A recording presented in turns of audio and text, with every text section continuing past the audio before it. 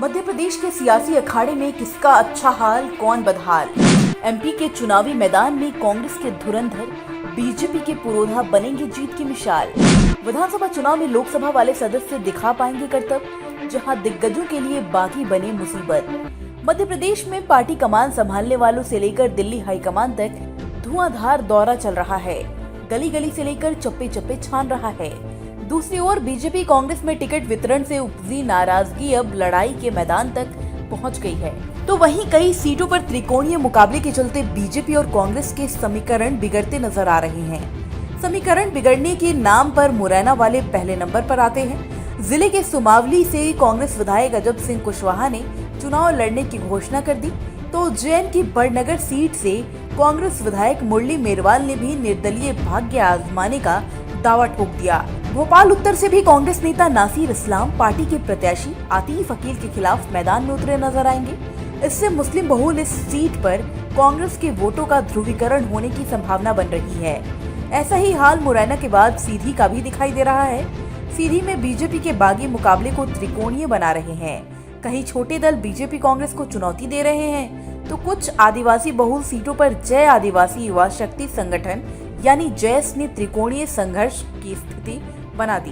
प्रदेश में सत्ता का दावा कर रही कांग्रेस ने प्रत्याशियों की घोषणा के बाद इस तरह से विरोध प्रदर्शन, पुतला दहन से लेकर आत्मदाह की कोशिश की कल्पना भी नहीं की होगी। नाराज कार्यकर्ताओं ने बड़े नेताओं को भी नहीं छोड़ा, तो प्रदेश कांग्रेस अध्यक्ष कमलनाथ कार्यकर्ताओं के सामने धैर्य खो बैठे और ये तक कह दिया कि जाकर दिग्विजय सिंह और जयवर्धन सिंह के कपड़े फाड़ो।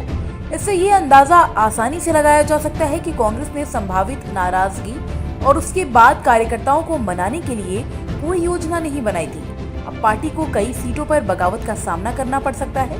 बुरहानपुर से कांग्रेस ने निर्दलीय विधायक सुरेंद्र सिंह शेरा को प्रत्याशी बनाया है, तो कार्यकर्ताओं का गुस्सा फूट गया। शेरा का विरोध पूर्व विधायक हमीद काजी और कांग्रेस जिलाध्यक्ष अजय सिंह रघुवंशी कर रहे हैं। पिछले चुनाव में भी काजी को टिकट मिला था, लेकिन उनका विरोध होने के चलते रविंद्र महाजन को टिकट दे दिया गया था। तब शेरा ने कांग्रेस से बगावत की थी और निर्दलीय चुनाव जीत गए थे। यहाँ त्रिकोणीय मुकाबला बनाने में बीजेपी नेता हर्षवर्धन चौहान की भूमिका ज्यादा रहेगी। हर्षवर्धन ने निर्दलीय चुनाव लड़ने की घोषणा कर दी। हर्षवर्धन बीजेपी के पूर्व प्रदेश अध्यक्ष स्वर्गीय नंद कुमार सिंह चौहान के बेटे हैं। भोपाल उत्तर का हाल इससे भी बदहाल है। यहाँ से कांग्रेस विधायक आरिफ अकील चुनाव नहीं लड़ रहे और उनके बेटे आसिफ को कांग्रेस ने प्रत्याशी बनाया है। नाराज होकर पार्टी के ही नासिर इस्लाम ने निर्दलीय चुनाव लड़ने की घोषणा कर दी। इससे त्रिकोणीय संघर्ष की स्थिति बन गई है। आगे की कहानी सिंगरौली जिले की है। सिंगरौली से आम आदमी पार्टी रानी अग्रवाल ने भी चुनाव को त्रिकोणीय बना दिया। रानी सिंगरौली की महापौर और आम आदमी पार्टी की प्रदेश अध्यक्ष भी हैं। यहाँ से बीजेपी ने विधायक राम लल्लू वैश्य का टिकट काटकर रामनिवास शाह को प्रत्याशी बनाया है। कांग्रेस ने रेणु शाह को टिकट दिया है। चंद महीने पहले सीधी कांड पूरे प्रदेश में चर्चा का विषय बना रहा। यहाँ से बीजेपी विधायक केदार शुक्ला की मौजूदगी में सीधी में भी त्रिकोणीय मुकाबला होने के आसार बन रहे हैं। यहाँ बीजेपी ने सांसद रीति पाठक को टिकट दिया, तो कांग्रेस ने यहाँ से ज्ञान सिंह को मैदान में उतारा।